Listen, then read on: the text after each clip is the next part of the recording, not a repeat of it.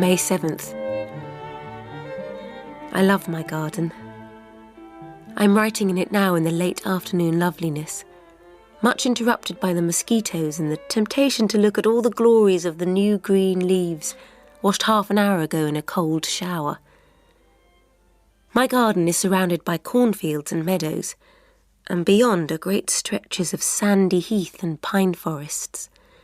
The forests are beautiful in their lofty, pink-stemmed vastness and breathless silence.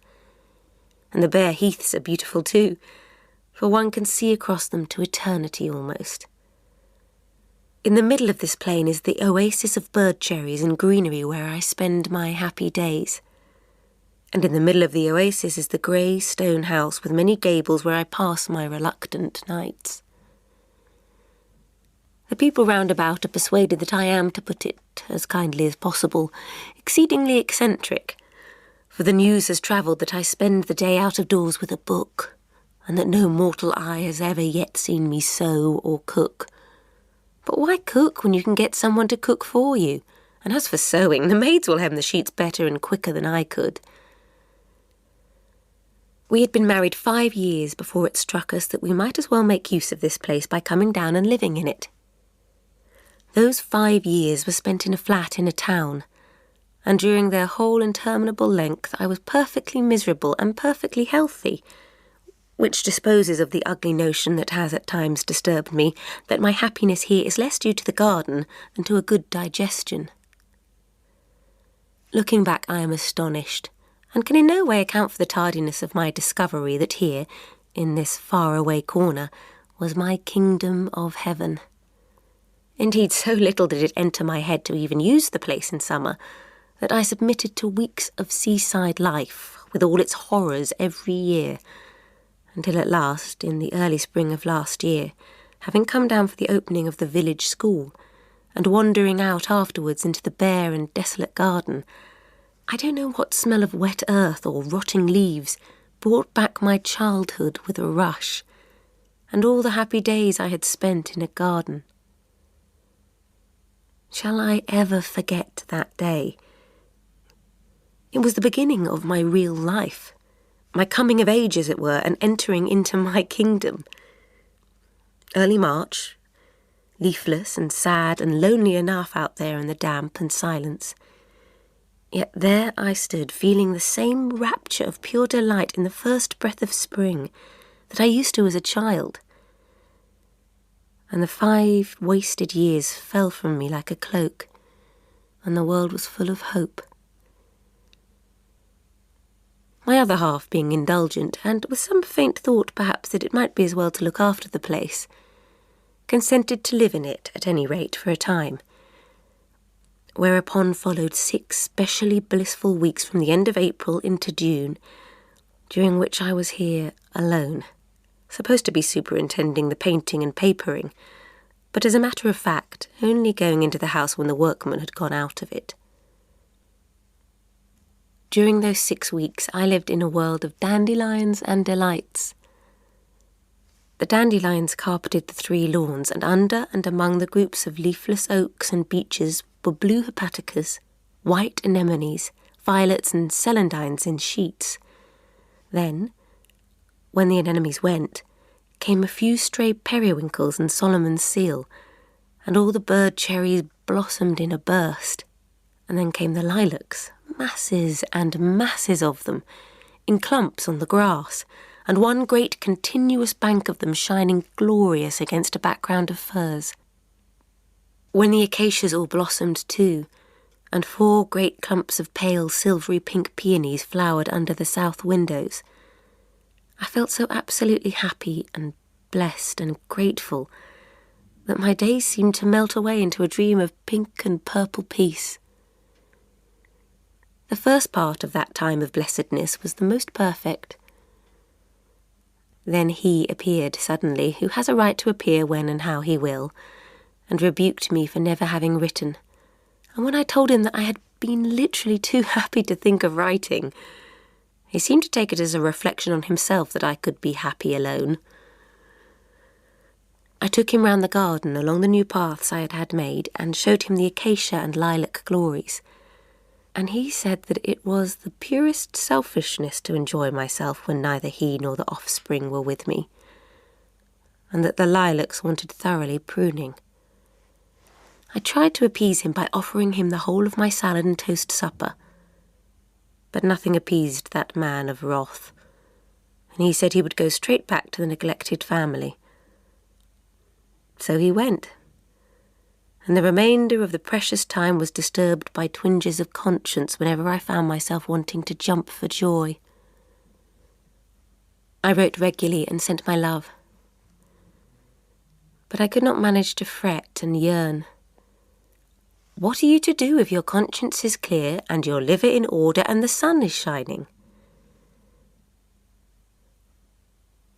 May 10th. At present we are only just beginning to breathe after the bustle of getting new beds and borders and paths made in time for this summer.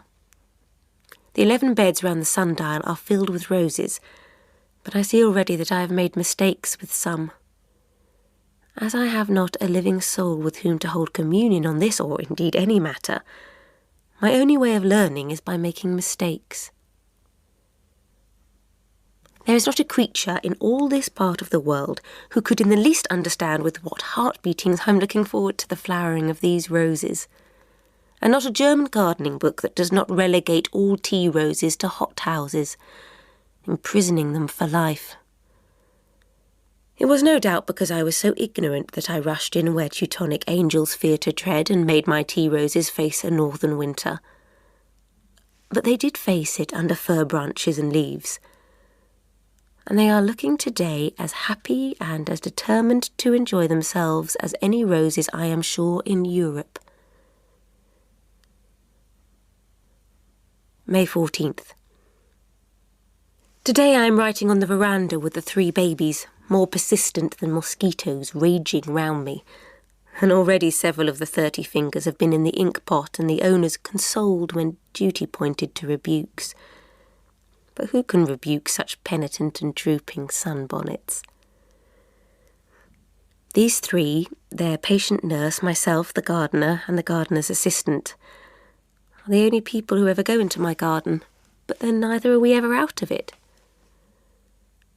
The gardener has been here a year and has given me notice regularly on the 1st of every month, but up till now has been induced to stay on. On the 1st of this month he came as usual, and with determination written on every feature told me he intended to go in June, and that nothing would alter his decision. I don't think he knows much about gardening, but he can at least dig and water, besides which he is the most unflaggingly industrious person I ever saw, and has the great merit of never appearing to take the faintest interest in what we do in the garden. So I have tried to keep him on, not knowing what the next one may be like, and when I asked him what he had to complain of, and he replied, "Nothing," I could only conclude that he has a personal objection to me because of my eccentric preference for plants in groups rather than plants in lines. Perhaps, too, he does not like the extracts from gardening books I read to him sometimes when he is planting or sowing something new. I quite recognise that this must be annoying, and only my anxiety not to lose a whole year through some stupid mistake has given me the courage to do it. If I could only dig and plant myself. In the first ecstasy of having a garden all my own, I did, one warm Sunday in last year's April during the servants' dinner hour, slink out with a spade and a rake and feverishly dig a little piece of ground and sow surreptitious ipomoea, and run back very hot and guilty into the house, and get into a chair and behind a book and look languid just in time to save my reputation. And why not? It is a blessed sort of work, and if Eve had had a spade in paradise and known what to do with it, we should not have had all that sad business of the apple. What a happy woman I am living in a garden, with books, babies, birds and flowers, and plenty of leisure to enjoy them. I am always happy, out of doors be it understood, for indoors there are servants and furniture, but in quite different ways. And my spring happiness bears no resemblance to my summer or autumn happiness, though it is not more intense. And there were days last winter when I danced for sheer joy in my frost-bound garden, in spite of my years and children. But I did it behind a bush, having a due regard for the decencies. May 15th. This has been quite an eventful afternoon. My eldest baby, born in April, is 5 years old, and the youngest, born in June, is 3, so that the discerning will at once be able to guess the age of the remaining middle or May baby. While I was stooping over a group of hollyhocks planted on the top of the only thing in the shape of a hill the garden possesses, the April baby, who had been sitting pensive on a tree stump close by, got up suddenly and began to run aimlessly about, shrieking and wringing her hands with every symptom of terror. I stared, wondering what had come to her, and then I saw that a whole army of young cows, pasturing in a field next to the garden, had got through the hedge and were grazing perilously near my tea roses and most precious belongings. The nurse and I managed to chase them away, but not before they had trampled down a border of pinks and lilies in the cruellest way, and made great holes in a bed of China roses, and even begun to nibble at a clematis that I am trying to persuade to climb up a tree trunk. The gloomy gardener happened to be ill in bed, and the assistant was at vespers, as Lutheran Germany calls afternoon tea or its equivalent. So the nurse filled up the holes as well as she could with mould, burying the crushed and mangled roses, cheated forever of their hopes of summer glory, and I stood by looking on dejectedly. The June baby, who is 2 feet square and valiant beyond her size and years, seized a stick much bigger than herself and went after the cows, the cowherd being nowhere to be seen. She planted herself in front of them, brandishing her stick, and they stood in a row and stared at her in great astonishment. And she kept them off until one of the men from the farm arrived with a whip, and having found the cowherd sleeping peacefully in the shade, gave him a sound beating. The cowherd is a great hulking young man, much bigger than the man who beat him, but he took his punishment as part of the day's work and made no remark of any sort. It could not have hurt him much through his leather breeches, and I think he deserved it. But it must be demoralising work for a strong young man with no brains looking after cows. Nobody with less imagination than a poet ought to take it up as a profession.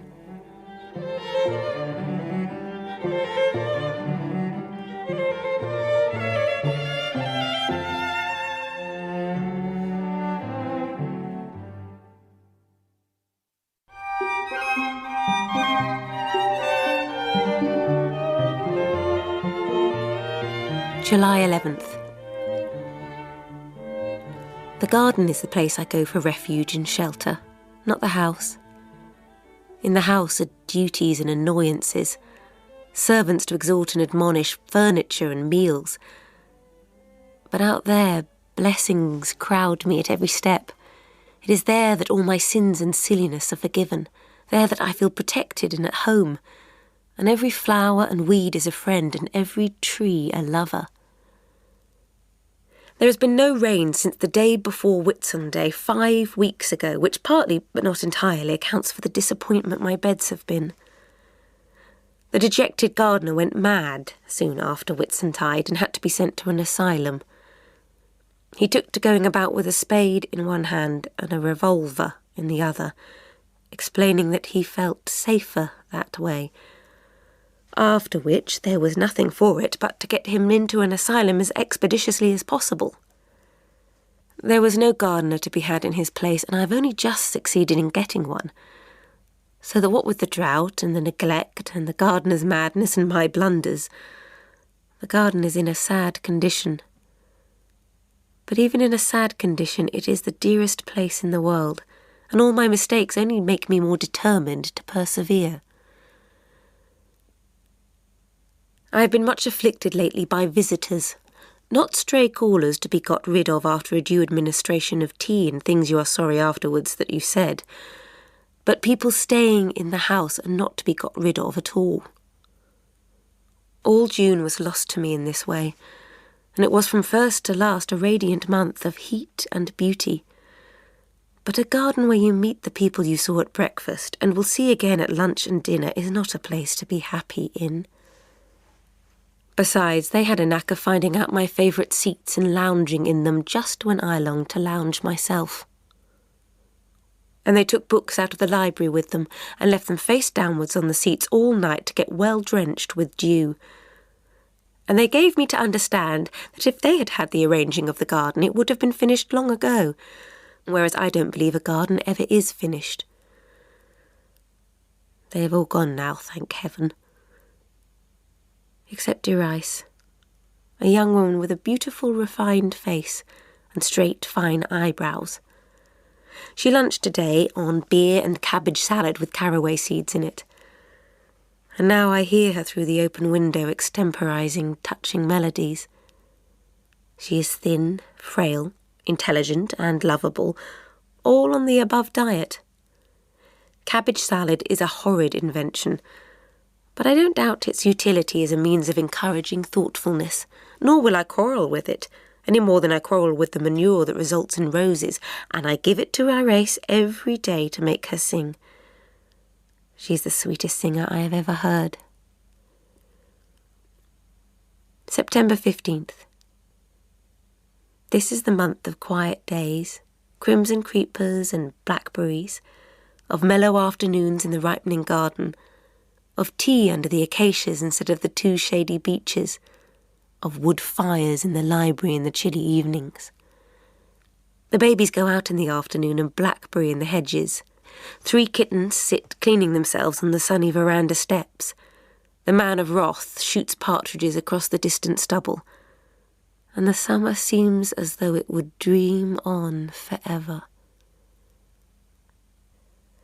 I had a visitor last week who knows a great deal about gardening and has had much practical experience. When I heard he was coming, I felt I wanted to put my arms right round my garden and hide it from him. But what was my surprise and delight when he said, after having gone all over it, "Well, I think you have done wonders." Dear me, how pleased I was. It was so entirely unexpected and such a complete novelty after the remarks I had been listening to all the summer.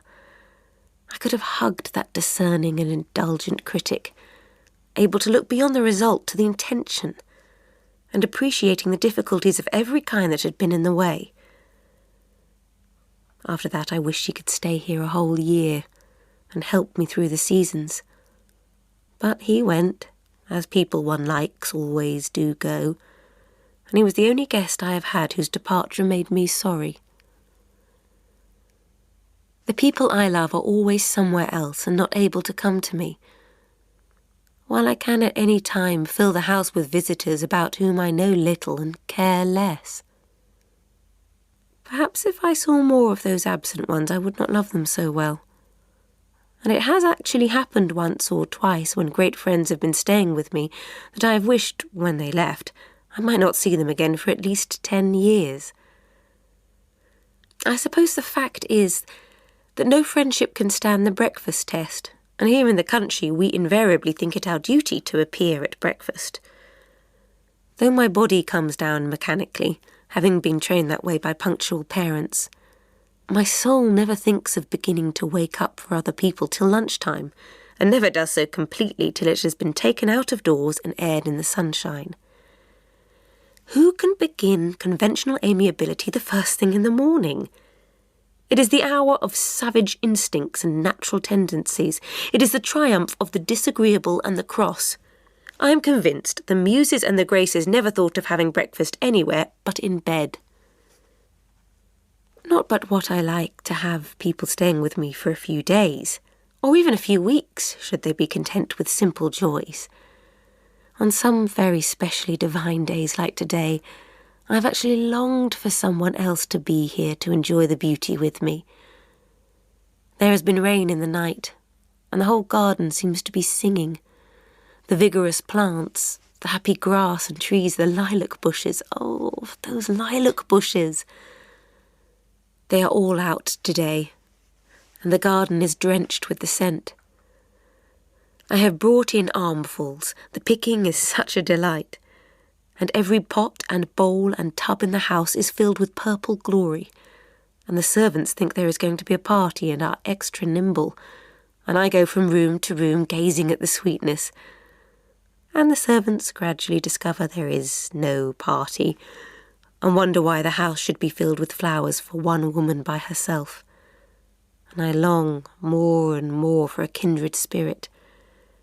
Seems so greedy to have so much loveliness to oneself. But kindred spirits are so very, very rare. I might almost as well cry for the moon. September 26th. The other day at a dinner party in the nearest town, it took us the whole afternoon to get there, the women after dinner were curious to know how I had endured the winter, cut off from everybody and snowed up sometimes for weeks. "Ah, these husbands," sighed an ample lady, a great local potentate lugubriously shaking her head. "They shut up their wives because it suits them and don't care what their sufferings are."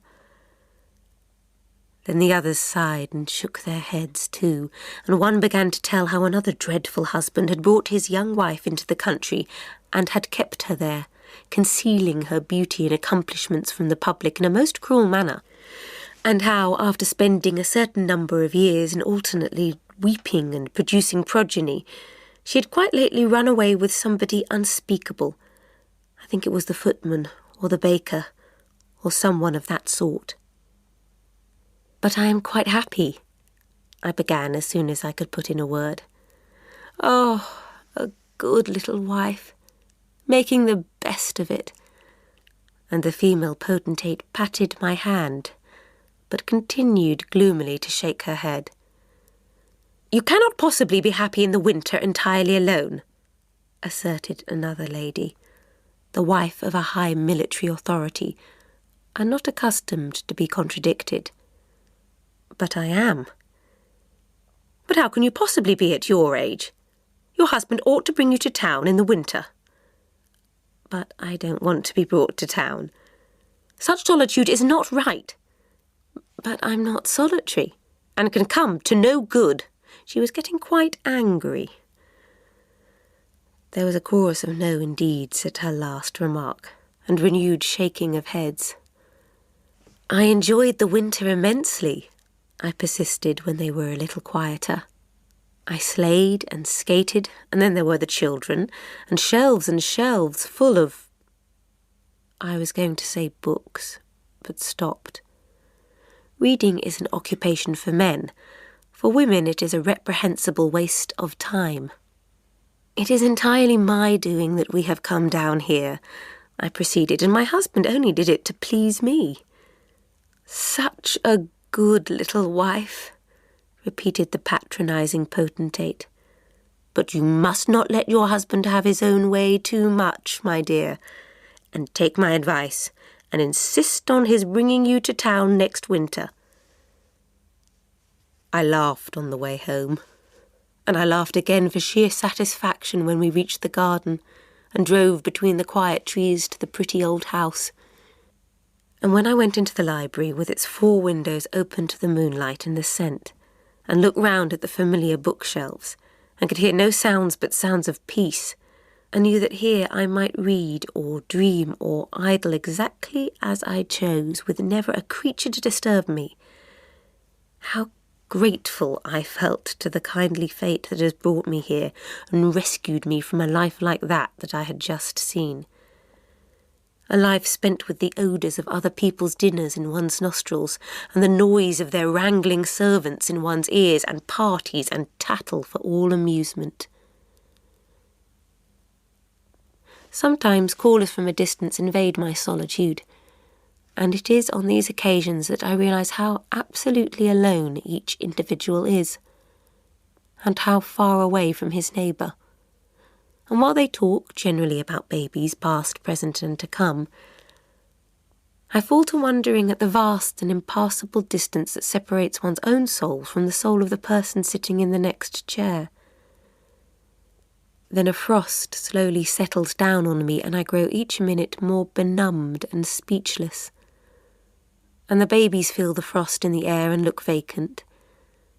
And the callers go through the usual form of wondering who they most take after, generally settling the question by saying that the May baby, who is the beauty, is like her father, and that the two more or less plain ones are the image of me.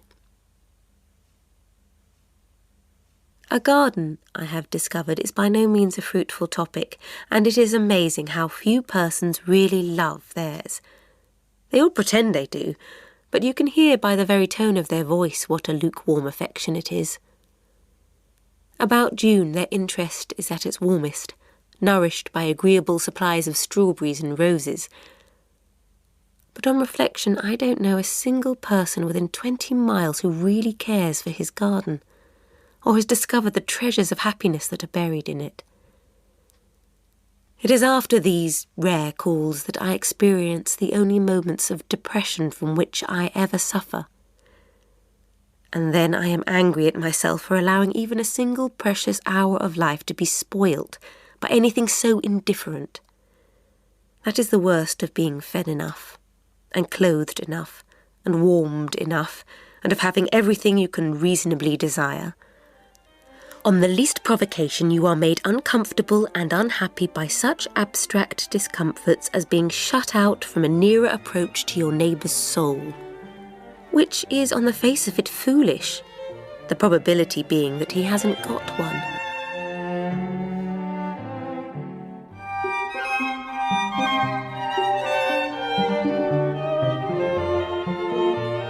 November 11th. When the grey November weather came, the heavy stillness weighed my heart down to a forlorn yearning after the pleasant things of childhood. A great need of something to lean on, and a weariness of independence and responsibility took possession of my soul and sent me back to the past with all its ghosts. Why should I not go and see the place where I was born, and where I lived so long? Cousins live in it now, distant cousins of practical views who have dug up the flower beds and planted cabbages where roses grew. And though through all the years since my father's death I have held my head so high that it hurt, and loftily refused to listen to their repeated suggestions that I should revisit my old home, something in the sad listlessness of the November days sent my spirit back to old times with a persistency that would not be set aside. It is foolish but natural to quarrel with one's cousins, and especially when they have done nothing and are mere victims of chance. Is it their fault that my not being a boy placed the shoes I should otherwise have stepped into at their disposal? I know it is not, but their blamelessness does not make me love them more. I have been stiff-necked, proud, unpleasant in my behaviour towards the people in possession. The invitations to revisit the old home had ceased. The cousins had grown tired of refusals and had left me alone. But the longing to join hands again with my childhood was enough to send all my pride to the winds and to start me off without invitation on my pilgrimage. For 2 days I fought against the strong desire that had suddenly seized me. But on the third morning I set out as hopefully as though it were the most natural thing in the world to fall unexpectedly upon hitherto consistently neglected cousins and expect to be received with open arms. It was a complicated journey and lasted several hours. By the time I was walking up the hill from the station, I had got to a stage of wondering uneasily what in the world I should do next. I sat down to consider this question in detail. Where was the courage and joy of the morning? It had vanished so completely that I could only suppose that it must be lunchtime. The observations of years having led to the discovery that the higher sentiments and virtues fly affrighted on the approach of lunch, and none fly quicker than courage. So I ate the lunch I had brought with me, but it was cold and it had to be eaten under a tree at the edge of a field, and the mist was thicker than ever and very wet. Nobody's spirits can keep up under such conditions. Should I walk back to the village, go to the Gasthof, write a letter craving permission to call on my cousins, and wait there till an answer came? It would be a discreet and sober course to pursue, the next best thing to having written before leaving home. The mist, if anything, was growing denser. I knew every path and gate in the place. What if I gave up all hope of seeing the house and went through the little door in the wall at the bottom of the garden, and confined myself for this once to that?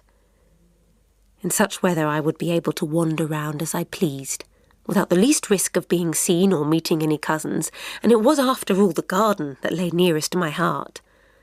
The temptation was altogether irresistible, and in 10 minutes I had found the gate and was standing with a beating heart in the garden of my childhood. The place was unchanged. I was standing in the same mysterious tangle of damp little paths that had always been just there. The overgrown lilac bushes still met above my head. The moisture dripped from the same ledge in the wall onto the sodden leaves beneath, as it had done all through the afternoons of all those past Novembers. This was the place, this damp and gloomy tangle that had specially belonged to me. It was a place where I could play unobserved, where I could walk up and down uninterrupted for hours, building castles in the air. Standing there and looking round with happy eyes, I forgot the existence of the cousins.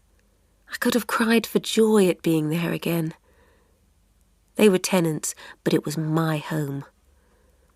I threw my arms round the trunk of a very wet fir tree, every branch of which I remembered, and I gave it such a hearty kiss that my nose and chin was smudged into one green stain. Far from caring, it filled me with a reckless pleasure in being dirty, a delicious feeling that I had not had for years. After the first thrills of joy at being there again had gone, the profound stillness of the dripping little shrubbery frightened me. The house was only 200 yards off, and if anyone had been about, the noise I had already made opening the creaking door must have been noticed. Suppose an inquiring gardener or a restless cousin should presently loom through the fog bearing down on me, or one of my fierce governesses should pounce on me suddenly from behind, coming up noiselessly in her galoshes. Why, what was I thinking of? They had all vanished long ago, the governesses, and I was here, a solitary ghost. "Come, Elizabeth," I said to myself impatiently. "If you think you are a ghost, be glad at least you are a solitary one. Would you like the ghosts of all those poor women you tormented to rise up now in this gloomy place against you? And do you intend to stand here till you are caught?" I went slowly round the next bend of the path and came to the broad walk along the south side of the high wall dividing the flower garden from the kitchen garden, in which sheltered position my father had had his choicest flowers. Here the cousins had been at work, and all the climbing roses that clothed the wall with beauty were gone, and some very neat fruit trees, tidily nailed up at proper intervals, reigned in their stead. Evidently the cousins knew the value of this warm aspect, for in the border beneath there was a thick crop of— I stooped down close to make sure. Yes, a thick crop of radishes. My dear father, whom I so passionately loved, had in his turn passionately loved this particular border, and spent the spare moments of a busy life enjoying the flowers that grew in it. Well, the cousins' position plainly was that you cannot eat flowers.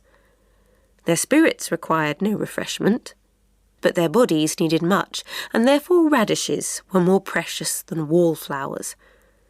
And only because I was not a boy, here they were profaning the ground that used to be so beautiful. Oh, it was a terrible misfortune not to have been a boy.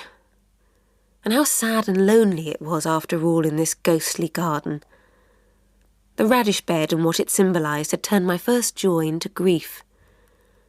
With a shiver, I turned from the border and its memories to the door in the wall leading to the kitchen garden, in a corner of which my own little garden used to be. Here again the cousins had been at work. The site of my garden was occupied by a rockery, and the orchard grass with all its treasures had been dug up, and the spaces between the trees planted with currant bushes and celery in admirable rows. I stood shaking my head disapprovingly at the rockery before me, when a sudden quick pattering of feet made me turn round with a start, just in time to receive the shock of a body tumbling out of the mist and knocking violently against me. It was a little girl of about 12 years old. "Hello," said the little girl in excellent English, and we stared at each other in astonishment. "I thought you were Miss Robinson," said the little girl, offering no apology for having nearly knocked me down. "Who are you?" "Miss Robinson, Miss Robinson," I repeated, my eyes fixed on the little girl's face and a host of memories stirring within me. Why didn't she marry a missionary and go out to some place where they ate him? The little girl stared harder. Ate him? Marry? What, has she been married all this time to somebody who's been eaten and never let on? Oh, I say, what a game! And she threw back her head and laughed till the garden rang again. "Oh, hush!" I implored, catching her by the arm. "Don't make that horrid noise. We are certain to be caught if you don't stop." The little girl shut her mouth with a snap. Her eyes, round and black and shiny like boot buttons, came still further out of her head. "Caught?" she said eagerly. "What? Are you afraid of being caught too? Well, this is a game." It was clear that the time had come for me to get down to the gate at the end of the garden as quickly as possible, and I began to move away in that direction. The little girl planted herself squarely in front of me. "Who are you?" she repeated, her expression friendly but firm. "Oh, I'm a pilgrim," I said in desperation. "A pilgrim?" echoed the little girl. "I don't like pilgrims. Aren't they people who are always walking about and have things the matter with their feet? Have you got anything the matter with your feet?" "Certainly not," I replied indignantly. "And they never wash, Miss Robinson says." "You don't either, do you?" she said, looking at my face. "Not wash? Oh, I'm afraid you are a very badly brought up little girl." Then I remembered the wet fir tree near the gate, and the enraptured kiss it had received, and blushed. "I must run." "So must I," said the little girl cheerfully, "for Miss Robinson must be close behind us. She nearly had me just before I found you." And she started running by my side. We had got safely through the door, round the corner past the radishes, and were in the shrubbery. I knew from experience how easy it was to hide in the tangle of little paths, and stopped a moment to look round and listen. The little girl opened her mouth to speak. With great presence of mind, I instantly put my mouth in front of it and held it there tight, while I listened. Dead silence, except for the laboured breathing and struggles of the little girl. "I don't hear a sound," I whispered, letting her go again. "Where are you going?" she asked, surprised, as I turned down the path leading to the gate. "Through this gate," I replied with decision. "But you mustn't. We're not allowed to go through there." At that instant, a voice calling quite close to us through the mist struck me rigid. "Elizabeth! Elizabeth!" called the voice. "Come in at once to your lessons, Elizabeth!" "It's Miss Robinson," whispered the little girl. Then, catching sight of my face, she said once more, "Who are you?" "Oh, I'm a ghost," I cried with conviction, pressing my hands to my forehead and looking round fearfully. "Pooh," said the little girl. It was the last remark I heard her make, for there was a creaking of approaching boots in the bushes, and seized by a frightful panic, I pulled the gate open with one desperate pull, flung it to behind me, and fled out and away down the wide, misty fields.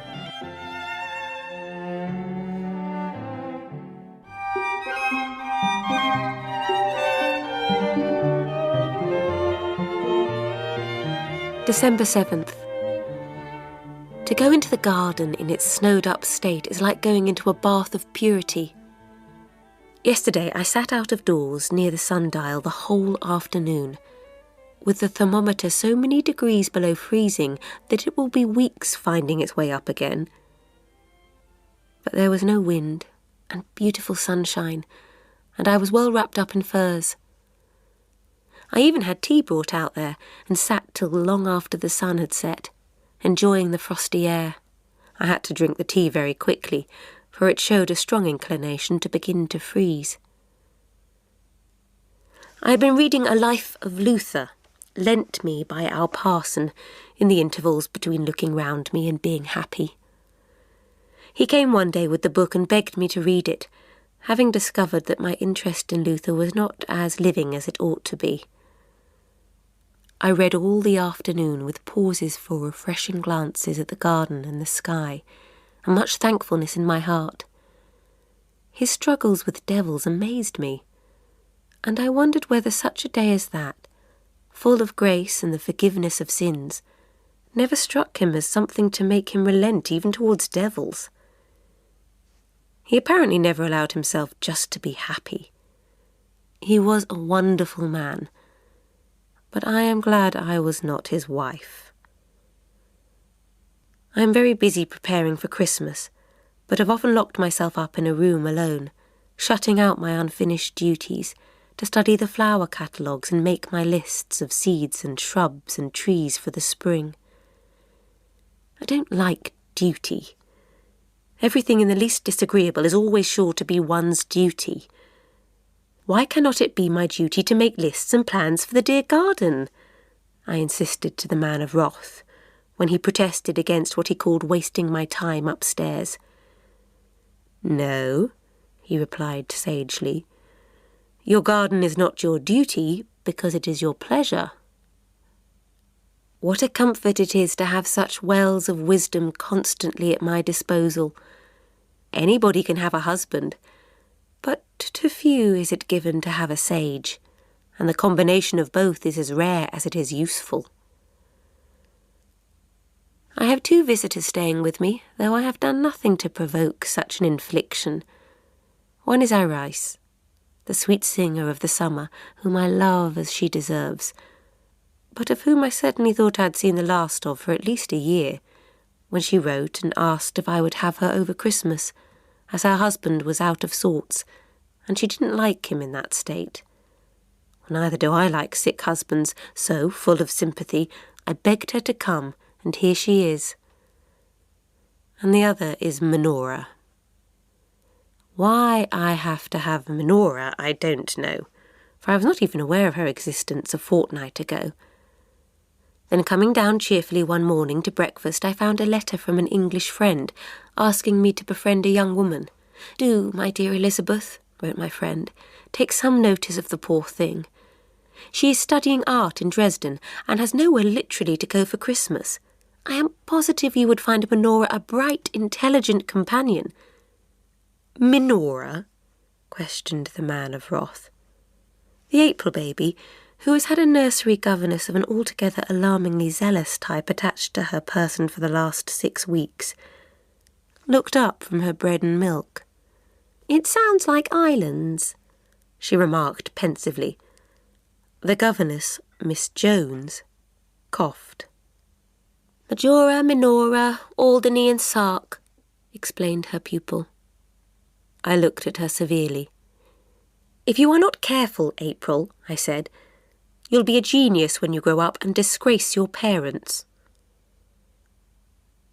I am afraid Miss Jones despises us because she thinks we are foreigners, an attitude of mind quite British and wholly to her credit. But we, on the other hand, regard her as a foreigner, which, of course, makes things complicated. I would take my courage in both hands and ask her to go, for she is, although only nursery, much too zealous, and inclined to be always teaching and never playing. But, unfortunately, the April baby adores her, and is sure there never was anyone so beautiful before. In common with most governesses, Miss Jones has a little dark down on her upper lip, and the April baby appeared one day at dinner with her own decorated in faithful imitation, having achieved it after much struggling, with the aid of a lead pencil and unbounded love. Miss Jones put her in the corner for impertinence. I wonder why governesses are so unpleasant. The man of wrath says it is because they are not married. I would add that the strain of continually having to set an example must surely be very great. It is much easier and often more pleasant to be a warning than an example. And governesses are but women, and women are sometimes foolish. And when you want to be foolish, it must be annoying to have to be wise. Minora and Erice arrived yesterday together, or rather when the carriage drove up. Erice got out of it alone and informed me there was a strange girl on a bicycle a little way behind. I hurried out to meet Minora, feeling sorry for her, plunged into a circle of strangers at Christmas. But she was not very shy. Indeed, she was less shy than I was, and lingered in the hall, giving the servants directions to wipe the snow off the tyres of her machine before she lent an attentive ear to my welcoming remarks. In the library, she stood on the hearthrug warming her back while I poured her out some tea. "What a quaint room," she remarked, looking round. "And the hall is so curious, too. Very old, isn't it? There's a lot of copy here." The man of wrath who had come in with us began to look about on the carpet. "Copy?" he inquired. "Where's copy?" "Oh, material, you know, for a book. I'm just jotting down what strikes me in your country, and when I have time shall throw it into book form." She spoke very loud, as English people always do to foreigners. "My dear," I said breathlessly to Erice when I had got into her room and shut the door and Minora was safely in hers. "What do you think? She writes books." "How dreadful," murmured Erice. "I never met a young girl who did that before." After dinner, Minora lingered so long in the hall, which is cold, that the man of wrath put on his fur coat in way of a gentle hint. His hints are always gentle. In the library, Erice lit a cigarette and, leaning back in her chair, contemplated Minora critically beneath her long eyelashes. "You're writing a book?" she asked presently. "Well, yes, just my impressions, you know, of your country." "What shall you call it?" "Oh, I thought of calling it Journeyings in Germany, or Jottings from German Journeyings. I haven't quite decided yet which." "By the author of Prowls in Pomerania, you might add," suggested Erice. "And Drivel from Dresden," said I. "And Bosch from Berlin," added Erice. Minora stared. "I don't think those two last ones would do," she said, "because it is not to be a facetious book. But your first one is rather a good title," she added, looking at Erice and drawing out her notebook. "I think I'll just jot that down." December 27th. Minora and Miss Jones were fast friends from the very first, and though it is said to be natural to take to one's own countrymen, I am unable altogether to sympathise with such a reason for sudden affection. "I wonder what they talk about," I said to Erice yesterday, when there was no getting Minora to come to tea. So deeply was she engaged in conversation with Miss Jones. "Oh, my dear, how can I tell?" she replied. "And why does your governess look so gloomy? When I see her at luncheon, I always imagine she must have just heard that somebody is dead. But she can't hear that every day. What is the matter with her?" At that moment, the door leading into the schoolroom opened softly, and the April baby, tired of playing, came in and sat down at my feet, leaving the door open. And this is what we heard Miss Jones saying. I know what I'm saying, Miss Minora, when I affirm that there is nothing more intolerable than to have to be polite and even humble to persons whose weaknesses and follies are glaringly apparent in every word they utter, and to be forced by the presence of children and employers to a dignity of manner in no way corresponding to one's feelings. "Oh, Miss Jones, how lovely!" we heard Minora say in accents of rapture, while we sat transfixed with horror at these sentiments. "Do you mind if I put that down in my book? You say it all so beautifully." "The grave father of a family," continued Miss Jones, "who was probably one of the least respectable of bachelors, is an interesting study at his own table, where he is constrained to assume airs of infallibility merely because his children are looking at him. The fact of his being a parent does not endow him with any supreme and sudden virtue, and I can assure you that among the eyes fixed upon him, not the least critical and amused are those of the humble person who fills the post of governess." "My dear, what a firebrand," whispered Erice. I got up and went in. They were sitting on the sofa, Minora with clasped hands, gazing admiringly into Miss Jones's face, which wore a very different expression from the one of sour and unwilling propriety I had been used to seeing. "May I ask you to come to tea?" I said to Minora. "And I should like to have the children a little while."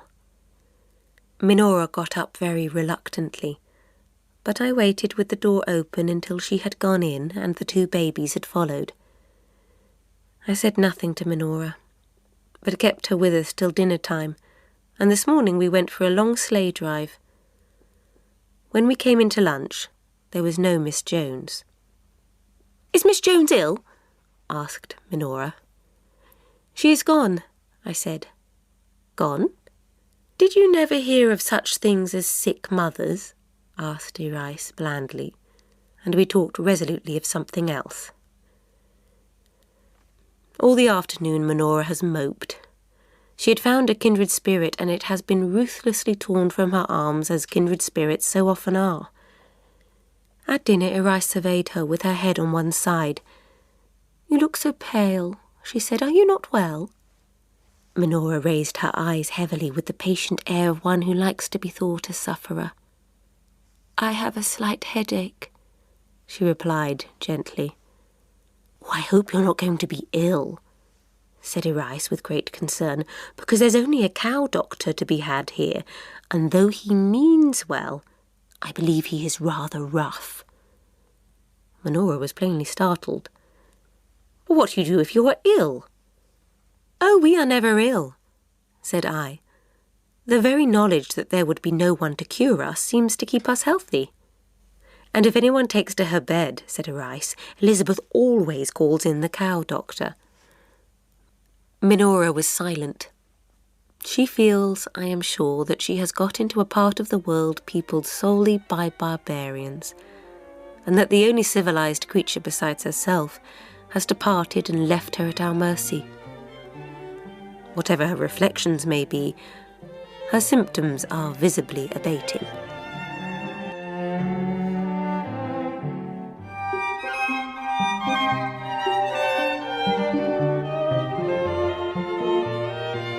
January 1st. Minora does not like either Erice or myself. We very soon discovered that and laugh about it when we are alone together. I can understand her disliking Erice, but she must be a perverse creature not to like me. Erice has poked fun at her, and I have been, I hope, very kind, yet we are bracketed together in her black books. It is also apparent that she looks upon the man of wrath as an interesting example of an ill-used and misunderstood husband, and she is disposed to take him under her wing and defend him on all occasions against us. One night, some days after her arrival, she developed a skittishness of manner and tried to be playful with him. But you might as well try to be playful with a graven image. The wife of one of the servants had just produced a boy, the first after a series of 5 daughters, and at dinner we drank the health of all parties concerned. Minora not only made notes about it, but joined heartily in the health drinking, and afterward grew skittish. She proposed to teach us a dance called, I think, the Washington Post, and volunteered to show us the steps. "It's such a pretty dance," she panted breathlessly, darting in and out between the chairs, apparently addressing me, but glancing at the Man of Wrath. "And it is all the rage at home." No answer. "Oh, come, put away that tiresome old book," she went on gaily, as he did not move. "Dancing is much better for you." Erice and I looked at one another, quite frightened. I am sure we both turned pale when the unhappy girl actually laid hold forcibly of his book, and, with a playful little shriek, ran away with it into the next room, hugging it to her bosom and looking back roguishly over her shoulder at him as she ran. There was an awful pause. We hardly dared raise our eyes. Then the Man of Wrath got up slowly, knocked the ashes off the end of his cigar, looked at his watch, and went out at the opposite door into his own rooms, where he stayed for the rest of the evening. She has never, I must say, been skittish since. Last night towards midnight we were sitting round the fire, waiting for the new year and sipping glühwein, prepared at a small table by the Man of Wrath. "Is it true," appealed Minora to the Man of Wrath, busy with his lemons in the background, "that your law classes women with children and idiots?" "Certainly," he answered promptly, "and a very proper classification too." "You are telling us in the most unvarnished manner that we are idiots," said Erice. "Idiots? No, by no means. But children, nice little agreeable children. I very much like to hear you talk together. It is all so young and fresh what you think and what you believe, and not of the least consequence to anyone." Usually so silent, the Man of Wrath makes up for it from time to time by holding forth at unnecessary length. Minora sat with her pencil raised, ready to fix for ever the wisdom that should flow from his lips. "What is there, candidly, to distinguish you from children?" the Man of Wrath continued. "You are older, but not wiser. Really not so wise, for with years you lose the common sense you had as children. Have you ever heard a group of women talking reasonably together?" "Yes, we do," Erice and I cried in a breath. "It has interested me," went on the Man of Wrath, "in my idle moments to listen to women's talk. It amused me to hear the malicious little stories they told of their best friends who were absent, to note the spiteful little digs they gave their best friends who were present, to watch the instant collapse into boredom if some topic of so-called general interest, by some extraordinary chance, were introduced." "You must have belonged to a particularly nice set," remarked Erice. "Your opinion of woman," said Minora in a very small voice, "is not a high one. But in the sick chamber, I suppose you agree that no one could take her place?" "If you are thinking of hospital nurses," I said, "I must tell you that I believe he married chiefly that he might have a wife instead of a strange woman to nurse him when he is sick." "But," said Minora, bewildered at the way her illusions were being knocked about, "the sick room is surely the very place of all others in which a woman's gentleness and tact are most valuable." "Gentleness and tact," repeated the Man of Wrath. "I have never met those qualities in the professional nurse. I know of no more humiliating position for a man than to be in bed having his feverish brow soothed by a sprucely dressed strange woman, bristling with starch and spotlessness." The Man of Wrath stood smiling blandly down upon us. You can't argue with a person so utterly convinced of his infallibility that he won't even get angry with you. So we sat round and said nothing. "What would you have women do, then?" asked Minora meekly. "There are not husbands enough for every one, and the rest must do something." "Certainly," replied the oracle.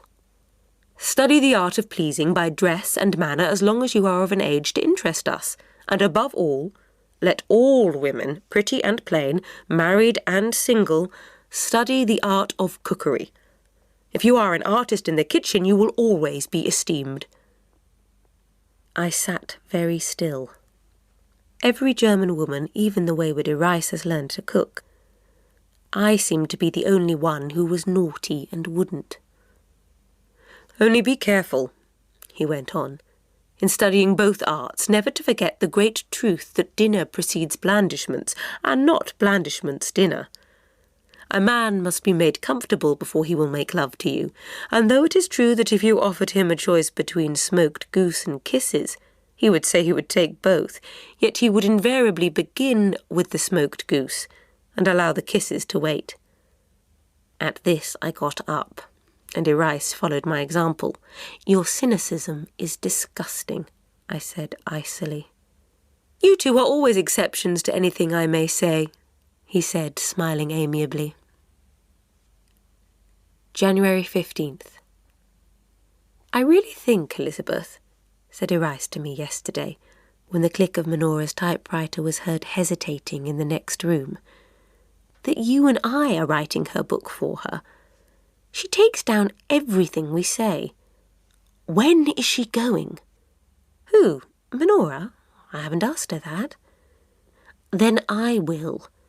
It is really bad for her art studies to be neglected like this. She has been here an unconscionable time. It must be nearly 3 weeks." "Yes, she came the same day you did," I said pleasantly. Iris was silent. I hope she was reflecting that it is not worse to neglect one's art than one's husband, and her husband is lying all this time stretched on a bed of sickness, while she is spending her days so agreeably with me. She has a way of forgetting that she has a home, or any other business in the world than just to stay on chatting with me, and reading and singing, and tilting with the man of wrath. Naturally I love her, but too much of anything is bad, and I shall begin to lead her thoughts gently back to her duties by inquiring every day anxiously after her husband's health.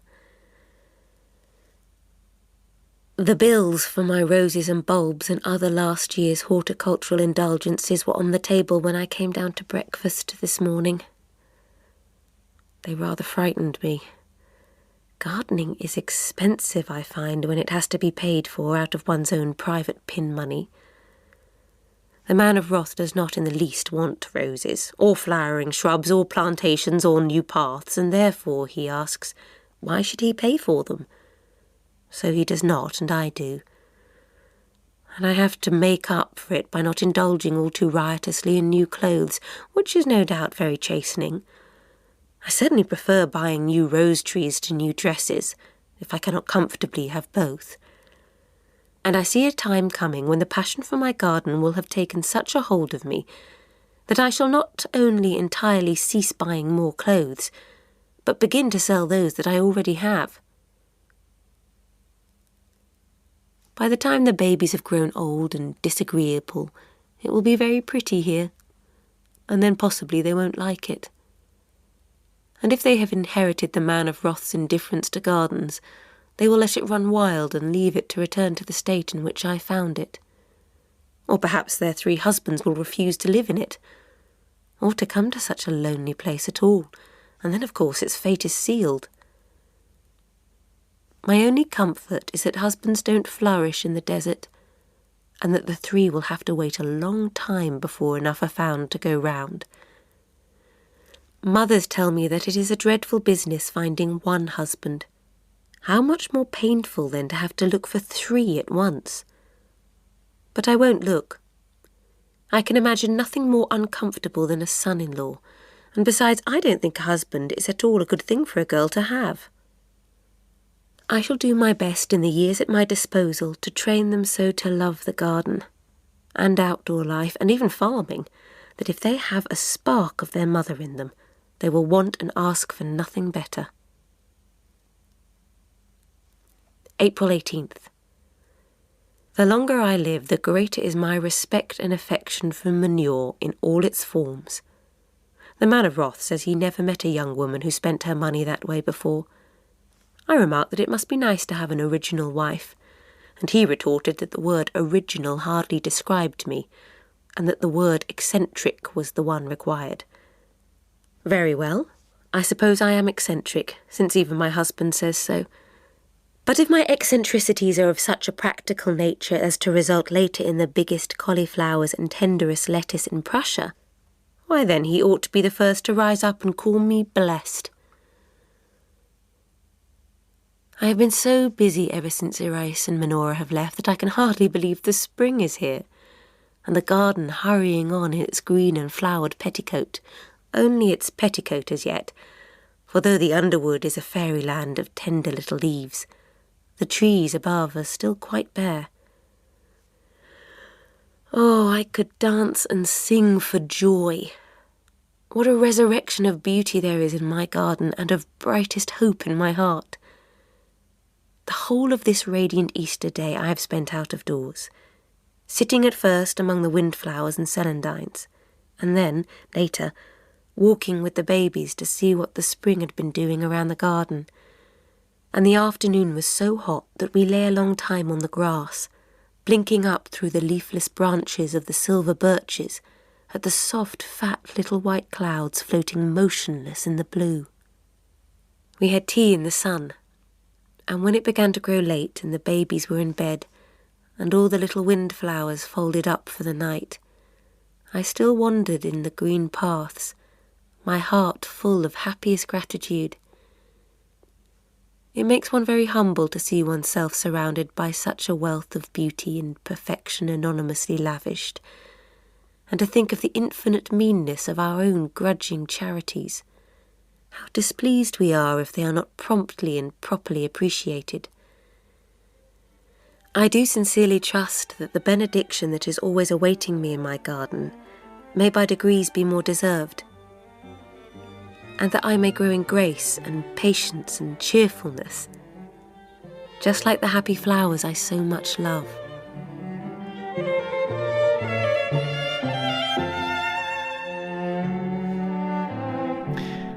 Elizabeth and Her German Garden by Elizabeth von Arnim was read by Caroline Martin. It was abridged by Sarah Davis and produced by Kirstine Cameron.